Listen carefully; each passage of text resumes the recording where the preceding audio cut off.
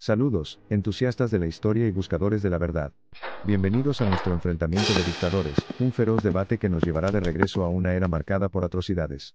Hoy viajaremos a los oscuros reinos de Benito Mussolini y Francisco Franco, dos de los tiranos más despiadados que el mundo haya visto jamás. Juntos, profundizaremos en sus vidas, sus conquistas, sus reinados de terror y nos esforzaremos por comprender quién de ellos dejó un legado más profundo de pavor y horror. Nuestro primer contendiente, Mussolini, a menudo simbolizado por el orgulloso y colorido gallo de Barletta. Primer dictador de la Italia fascista, albergaba la ambición de un nuevo imperio romano de restaurar Italia a su antigua gloria. Mussolini aprovechó el estado desilusionado del país después de la Primera Guerra Mundial para ganar poder, prometiendo poner fin al desempleo y rejuvenecer la economía. Se propuso convertir a Italia en un estado de partido único, reprimiendo la oposición y la censura, precursoras de años de represión. La mala gestión económica provocó dificultades, y Mussolini buscó una solución militar para distraer la atención de los disturbios internos. Italia invadió Etiopía en 1935, un acto de agresión no provocado que provocó un sufrimiento humano indescriptible. En ese momento, Mussolini también había formado una alianza impía con Hitler. Miró para otro lado mientras los judíos y los disidentes eran discriminados, presagiando el genocidio que se desarrollaría más tarde bajo la Alemania nazi. Nuestro segundo combatiente, Franco, más conocido por su conexión con el color azul y su escalofriante apodo el caudillo, el líder. Él mismo era fascista y fue un actor clave en la Guerra Civil Española. Franco llegó al poder en una España muy letárgica, en el contexto de un panorama político complicado, nacionalismo y un profundo sentimiento anticlerical. Franco, un insurgente improbable contra un régimen republicano, utilizó su posición como general para unir las fuerzas de grupos de derecha, y obtener el apoyo de la Italia fascista y la Alemania nazi. Los hechos de la guerra civil son horribles, marcados por la brutalidad, la muerte y la destrucción, con ciudades como Guernica siendo las más afectadas por los ataques aéreos, inmortalizadas por la icónica pintura de Picasso. Los ganadores suelen ser quienes pueden escribir la historia. Poco después de su victoria, Franco declaró a España monarquía constitucional y a él mismo, por supuesto, regente. Durante los siguientes 40 años, mantuvo un control férreo del poder, gobernando con mano autoritaria, aplastando toda oposición y disidencia, tanto política como cultural. Ahora comparamos sus reinados. Mussolini, el pionero en el establecimiento de un Estado totalitario moderno, utilizó una combinación de propaganda, miedo y culto a la personalidad para consolidar su gobierno. Franco también desarrolló una dictadura personalista, donde el poder y la toma de decisiones estaban altamente centralizados en torno a él. Mussolini creó políticas económicas para contener y apoyar el esfuerzo bélico a nivel nacional, mientras que Franco reprimió en gran medida la economía española para mantener el apoyo de sus aliados durante la Segunda Guerra Mundial. Cuando se trata de derramamiento de sangre, si bien Mussolini fue responsable de las atrocidades en Etiopía, y su alianza con Hitler facilitó la solución final en gran parte de Europa, fue Franco quien se abrió camino espantosamente hacia el poder durante la Guerra Civil Española.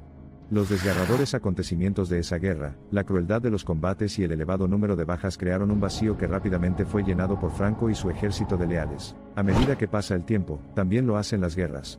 La Segunda Guerra Mundial atraviesa el convenio de colaboración y asistencia económica entre la España de Franco y la Alemania de Hitler, una colaboración que hace poco para glorificar la independencia de España pero que le brinda a Franco la oportunidad de ejercer influencia en los años de la posguerra a pesar de su postura en gran medida neutral. A diferencia de Mussolini, que pagó el precio máximo por su colaboración ahorcándose como un criminal común, Franco sobrevivió hasta 1975, siendo un dictador gobernante hasta el final. Las repercusiones de sus hechos le sobrevivieron. La búsqueda de la grandeza nacional por parte de Italia bajo Mussolini terminó en un triste fracaso. Su brutal régimen arruinó el país, lo que lo llevó a ser ejecutado por un pelotón de fusilamiento.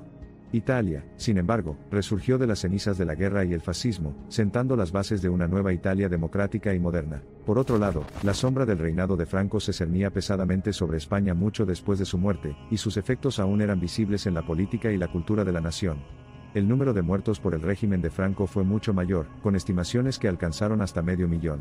El pacto de silencio que siguió a su muerte, una evitación deliberada de abordar los crímenes cometidos bajo su gobierno, se sumó a la controversia. La pregunta, sin embargo, sigue siendo, ¿quién fue el más cruel de los dos?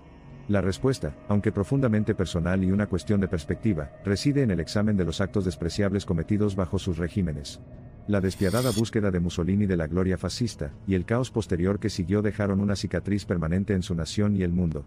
Su coconspiración con Hitler profundizó aún más el horror de su legado, mientras que Franco, no tan ambicioso en sus aspiraciones expansionistas sino igualmente represivo en su gobierno, provocó un derramamiento de sangre y dificultades diferentes en España, una guerra civil que tuvo consecuencias de gran alcance.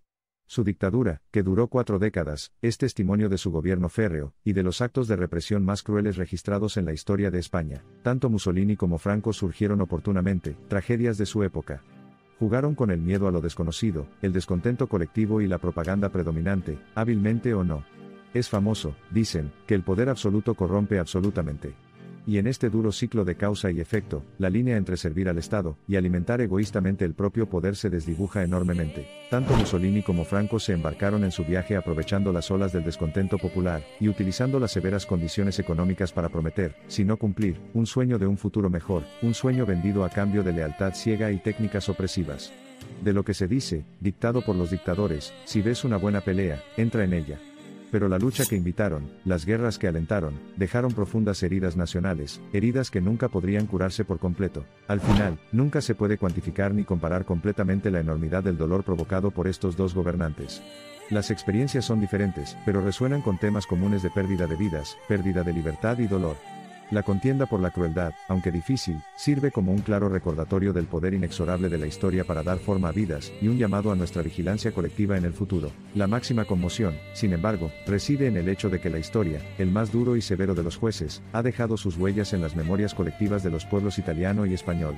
Al mirar hacia atrás, recuerdan no solo el horror de una guerra, el sombrío período del régimen dictatorial, sino también las dificultades, la resiliencia y el triunfo del espíritu humano sobre una adversidad incomparable. Tenemos la esperanza de que nosotros, como ciudadanos contemporáneos de un mundo todavía plagado de conflictos y tendencias autocráticas, podamos aprender del tumultuoso pasado y construir un futuro basado en la comprensión, la cooperación y la prosperidad compartida.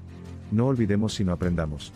Porque la voz de los jóvenes y su poder no son paralelos, y solo pueden lograrlo mejor cuando se liberan de los molestos grilletes de un pasado oscuro. En cuanto a Mussolini y Franco, ahora no son más que cuentos de advertencia, sus grandes ideales destrozados, al descubierto en el despiadado juicio del tiempo.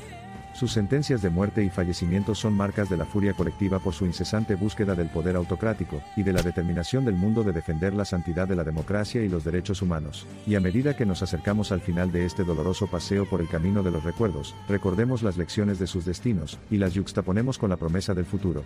Prometamos mantener viva la llama de la libertad y la democracia y aprender de nuestra historia, no repetirla, y asegurarnos de que los sacrificios realizados durante esos tiempos oscuros no fueran en vano. Partimos de una determinación interior de proteger constantemente nuestras libertades y levantarnos contra la tiranía.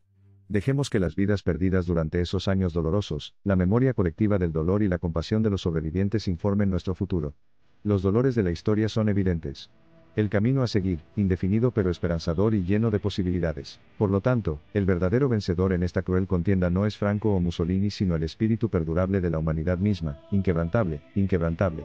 Avanzando constantemente, trascendiendo las cicatrices del pasado, para construir un futuro donde el amor por la libertad supere al amor por el poder absoluto. Y así, estando en la encrucijada de nuestro futuro, atraídos por los ecos del pasado, nos preguntamos una vez más, ¿quién fue más cruel, Mussolini o Franco?